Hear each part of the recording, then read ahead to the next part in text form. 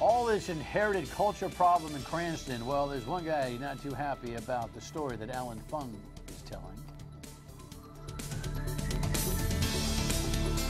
Welcome into my State of Mind. I am Dan York. I hope you had a terrific summer weekend. This Monday has been a hot one, and I'm going to forego the rundown this evening. Generally, I want to touch base on a couple of different issues, but I'm going to forego all of it. If I get started on any of it, I'll just keep going. I will say it's great that the city of Cranston has a Little League team that's in the World Series. That's the good stuff going on in Cranston right now. Right now, you've got some tough stuff going on with the mayor, and the mayor is picking some places that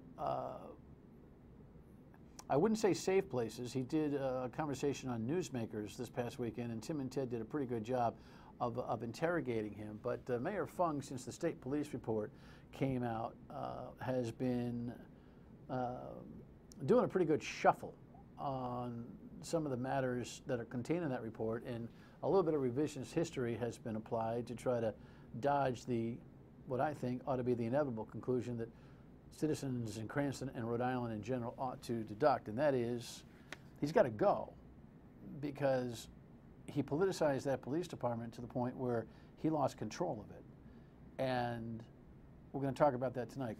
On the radio last Thursday, I had the former chief of police, Colonel Stephen McGrath, and he's joining me this evening. First, let me play a piece of audio that comes from his press conference, meaning Mayor Fung's press conference last week, which I think probably fuels Colonel McGrath's motive to talk.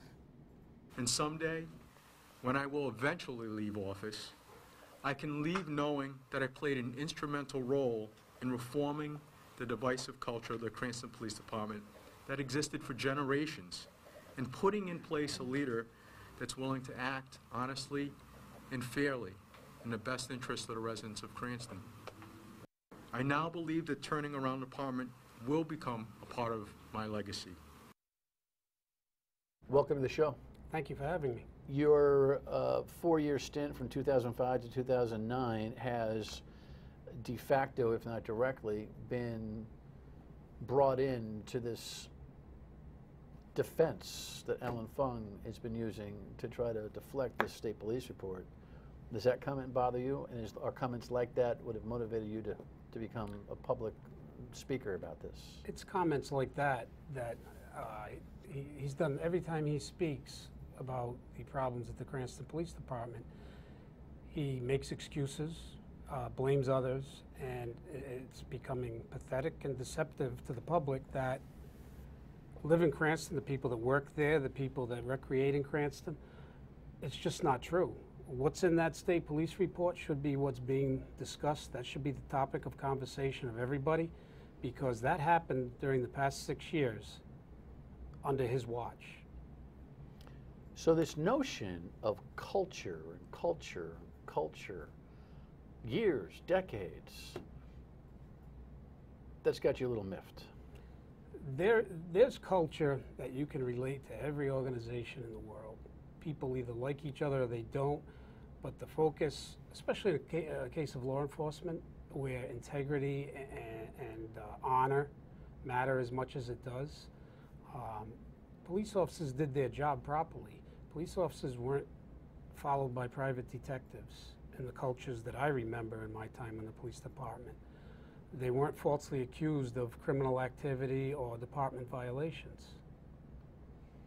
In general, executive summary, you said on the radio to me last week that you agreed with me that you think this mayor ought to resign. You still feel that way a few days later? Yes, I do. I don't get the general sense that the public is that incensed about what the state police report has contained in it. What's your theory on that? Well, the state police report, the state police did a great job in analyzing and conducting that investigation of the police department.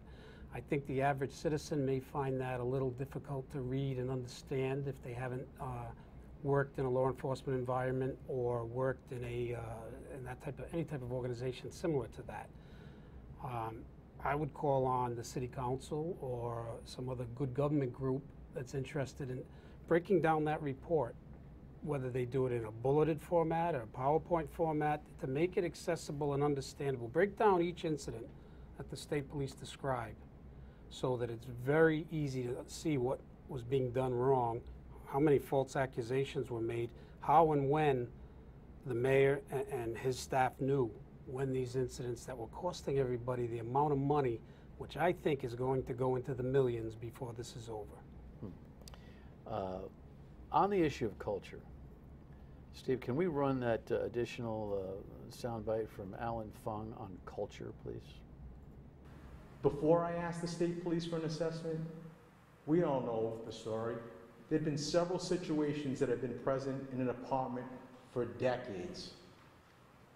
First, there was a culture of factionalism, the so-called A team and B team. This had been going on for decades. And we also know that morale was low. But most importantly was the fact that there had never been a top-to-bottom assessment of our department. These structural problems didn't start with my administration. In fact, they are decades old. I did not create these problems, but one thing I will do, I will take ownership of fixing them. Reaction? That's the blame. He wants to place blame on the past. Since 1985, I saw 7 or 8 other police chiefs come and go. I saw 3, 4 mayors come and go. I never saw the type of interference or the type of problems that are outlined in that report with personnel over the course of such a short amount of time, 6 years. You didn't run a perfect department when you were the chief. No. Nobody can run a perfect department. You had, I'm sure, some officers who got along and didn't get along, and you know, A teams generally, and A team, B team is generally, you know, it's the crew that's with the administration and the crew that's not with the administration type of thing. And of course, in public employee, it's complicated by union politics as well. But are you ready to assert here, Chief, that in your 4 years prior to Alan Fung taking over, that you did not have this diverse, or I should say, diversity is the wrong word. You didn't have this A-B conflict as defined as he would like it to be for you. Clearly, it's defined by the state police report on his 6 years in office. But would you assert that it wasn't that profound when you were running the department? I don't believe it was. You always hear over the years, A team, B team. I think it's overused, a bit of a cliche almost. That's very easy to fall back and blame. Well, that's groups with the A team and that group might be with the B team. When, as I said the other day, the team I'm interested in is the team that is interested in doing things properly and right without all the conflict and the things that are outlined, the motions and investigations. Some people would say, yeah, well, Colonel, you had a no confidence vote issued against you. When we come back, we'll talk about the play-by-play of that. It's pretty interesting politics. Stay with us.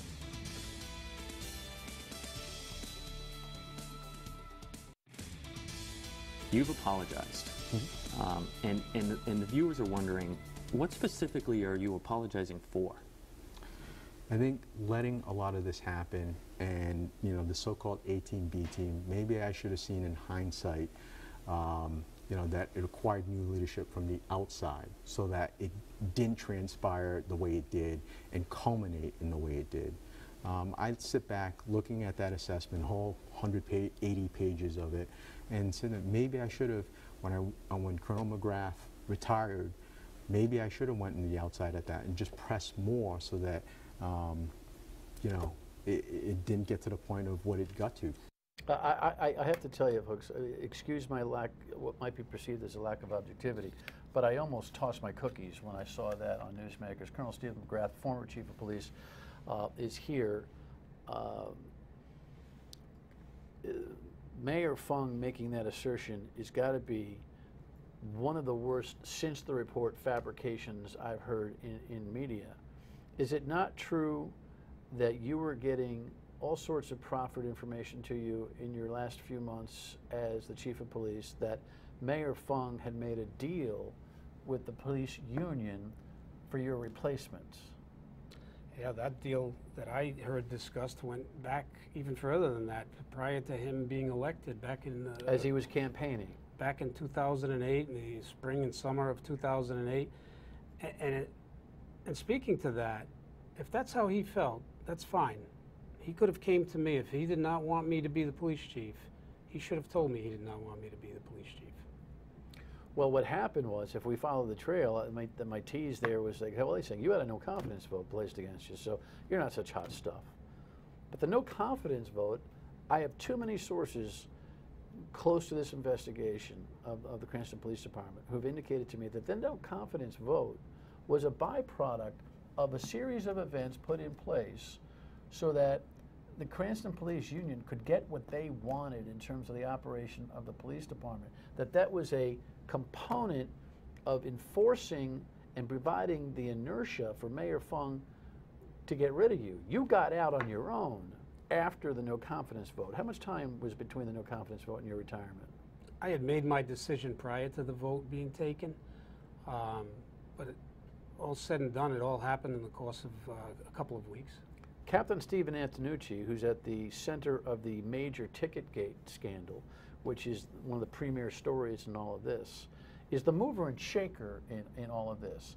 He makes a deal, and this is in this, folks, you just got to read the report. If you read the report, you'll know what I'm talking about.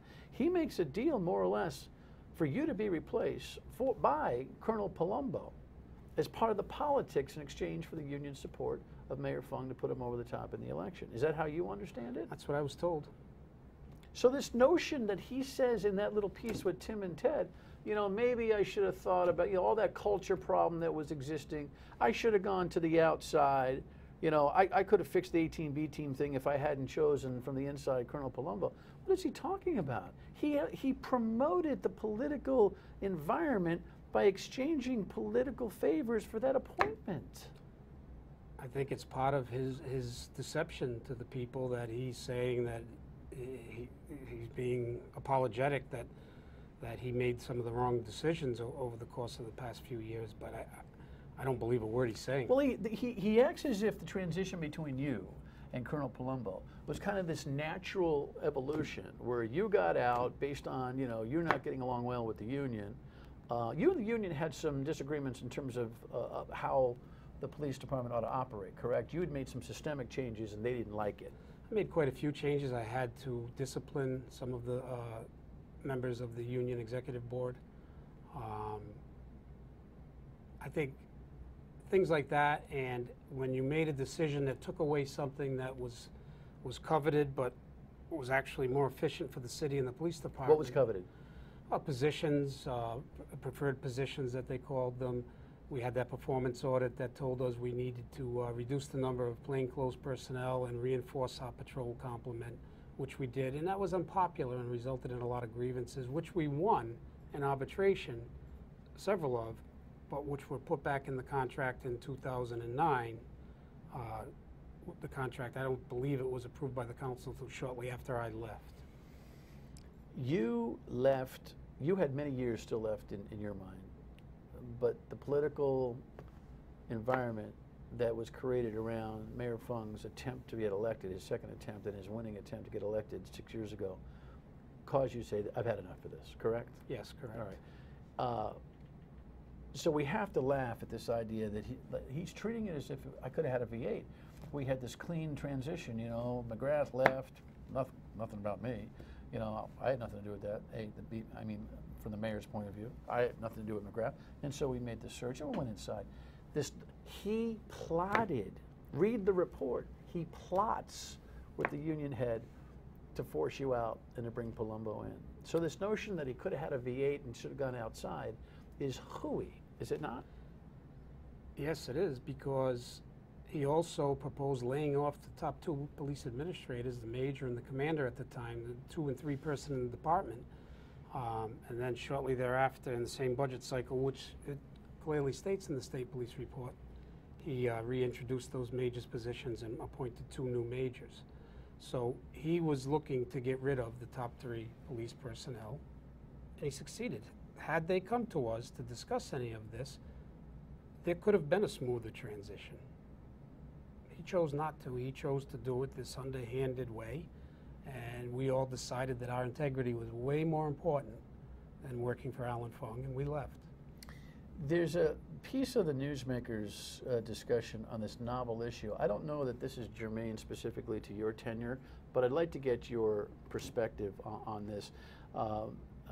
Tim White is pressing Alan Fung this past weekend on the Ticketgate prosecution. Captain Antonucci, who's in the middle of all this, had a dispute over who was on his Bill of Rights panel. That's the panel that is used to process complaints against police officers. Watch this. So what you're saying is cost outweighed integrity and reputation of the police department. Doesn't that come with a price tag? Cost and uncertainty. When you take a look at the novel issue that was raised, and Attorney Ragasta, when he appeared before the City Council, said that it was a novel issue. So you thought you might lose? There's a strong possibility, and if you lose... So this isn't a big enough deal to fight it, to try. Do you still believe he ordered the ticket blitz? Yes, that's what the facts showed. So I think you weren't willing to fight this one, to say, look, he used this powerful tool as a policeman to level retribution. That isn't big enough to fight. If we were to fight and lose that novel issue, what could have happened then is he could have came back to the department. If you accept everything in the assessment is true, not only about Ticketgate, but everything else, he would have came back to the department with possibly no punishment if they threw out that entire panel. Do you have a thought on that? Because you've read the same report I have. This is not necessarily germane to your insult, but your analysis on that is what? Cost and uncertainty over the integrity of the police department should disturb the people of Rhode Island tremendously. Got that. On the facts of that case, however, one only has to see two things. One, the state police report indicates that this Attorney Ragasta, who you well know is a well-known labor attorney, yes, was bullish on the chance to win with Captain Antonucci, wanted to move forward. So he was not putting up yellow or red lights saying we shouldn't prosecute this thing.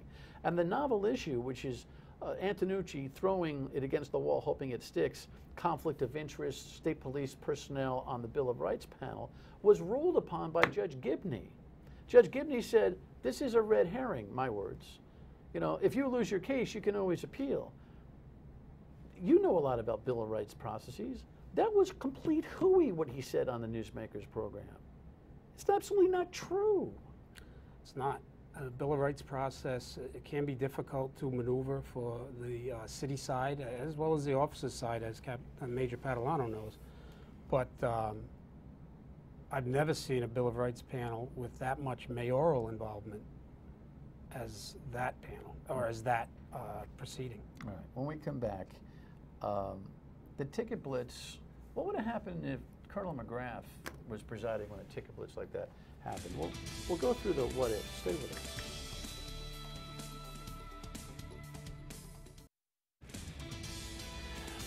Let me ask you a question, Colonel. Mayor Fung talks about that November 2013 Ticketgate thing where two districts were ticketed by officers of the Cranston PD at the order of Captain Antonucci, who was the captain and head of the union negotiating a police contract. It was voted down in the Finance Committee 4-3, and the two district representatives who we've had on the program before, Mr. Arquetto and Mr. Stikos, their districts were peppered with hundreds of tickets. The mayor says he never learned about it until he was told by Jim Terracani, who was working at NBC 10 at the time, weeks later. Do you believe in any kind of level of reality that if you were the colonel, having a ticket blitz in a district that profound wouldn't get back to you, and that you wouldn't call up to the mayor and say, hey, by the way, FYI? There's no way that would have happened.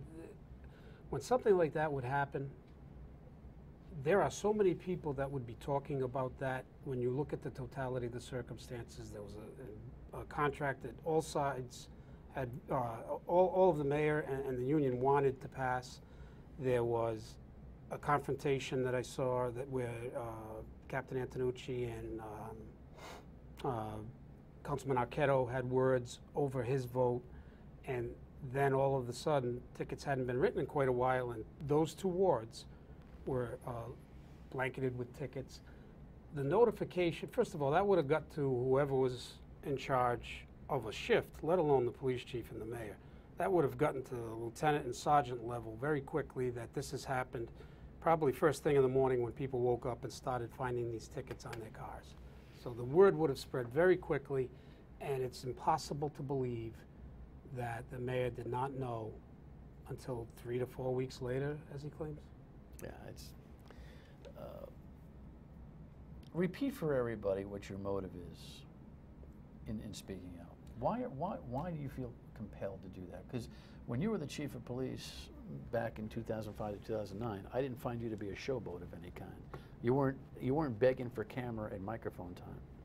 No, that's not something that I did or found particularly important to me at the time, for whatever my reasons might have been, but I don't see how anybody can accept these excuses and blame that are being placed, not just on me, but on all previous police chiefs. He's talking about decades. I seem to catch the brunt of it because I was the police chief. Yeah, you know, you came on the radio Thursday and talked more about this. He didn't do a lot of the decades blame thing with Tim and Ted as he recorded that on. You did radio on Thursday and laid them out, much like you're doing right now.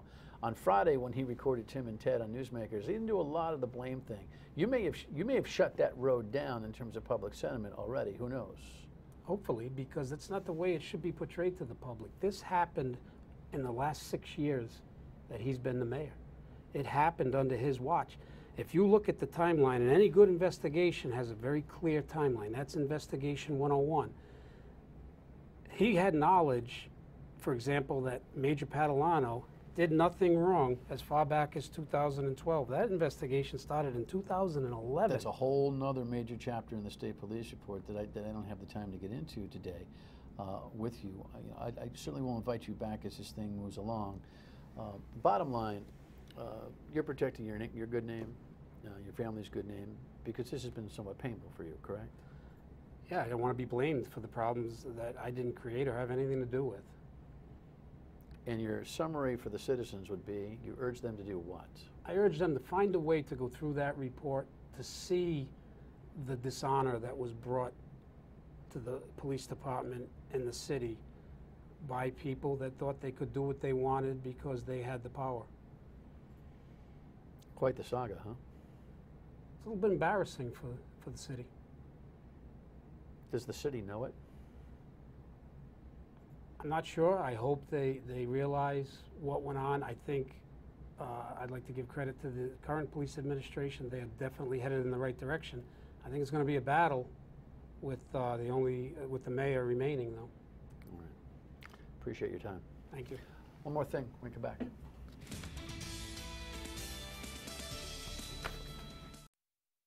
By the way, I'll remind you that we invite Alan Fung, who has been here before on both radio and television, to join me for a conversation. Seems like he's trying to find some places where he can tell this story a little bit more comfortably. Newsmakers aside, tomorrow reportedly he's on WPRO at 9 o'clock with the John DePietro program. I'll be taking copious notes on that, and I think you should too. But I don't care if you live in Cranston or you live in Rhode Island anywhere or just the region. This is a guy who almost became governor, who did everything he could to hide the truth in his police departments to become governor. And all you have to do is read that report, and it'll all be clear to you. Have a good night. See you on the radio tomorrow at noon on WPRO. I'm back here tomorrow night.